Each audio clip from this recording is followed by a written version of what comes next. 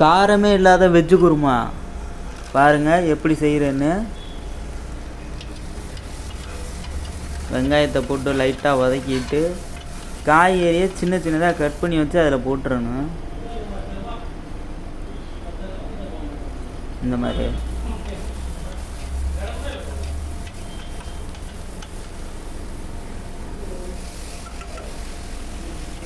நல்லா வதக்கிடுங்க. இது வரைக்கும் காரம் போடவே இல்லை. தக்காளி,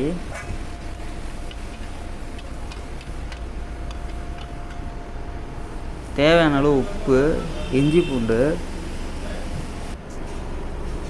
மசாலா, மஞ்சத்தூள், மல்லித்தூள் மட்டும்தான். இப்பயும் காரம் போடவே இல்லை.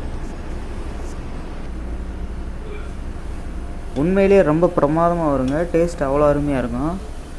காரமே இருக்காது. குழந்தைங்க கூட சாப்பிட்லாம்.